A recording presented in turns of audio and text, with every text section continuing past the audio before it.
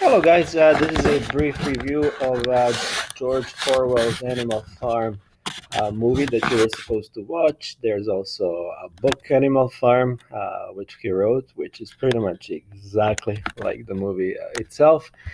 And you'll probably remember that we discussed Orwell in detail when we did his 1984 as well, and that he was always very scared about dystopian societies, leaders taking over and basically ruining the world. And this movie is also about that. Now, you probably noticed that throughout the movie, um, communism kind of works in the beginning, right? So once the animals take over and start that communist society, in the beginning it's fairly efficient, and animals representing people, obviously, right, are fairly happy and working together, and there's that spirit of collectivism that communism talks about, and things are okay. However, later things fall apart. So why does that happen? Um, One thing for you to know is George Orwell was actually not a right wing person in the sense that that's why he would be bashing communism. No, actually, he was leftist.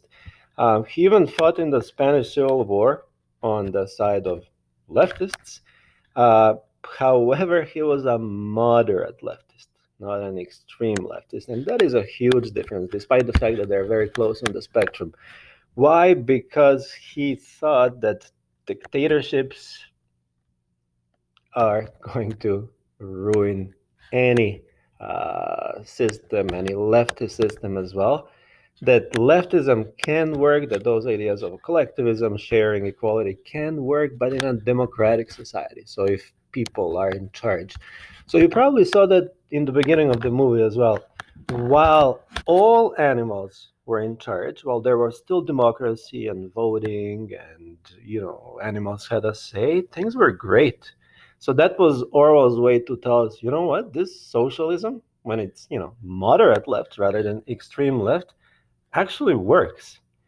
However, once it switches to the extreme left, so once some dictator takes over and once people have no say anymore, that's the problem, because when the power of the dictators goes unchecked, then they basically just can do whatever they want.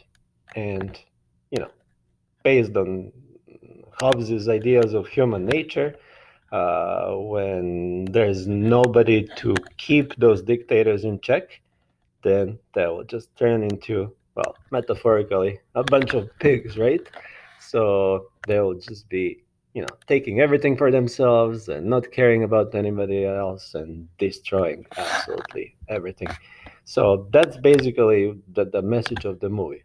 Left wing can work if it's moderate, if people are in charge.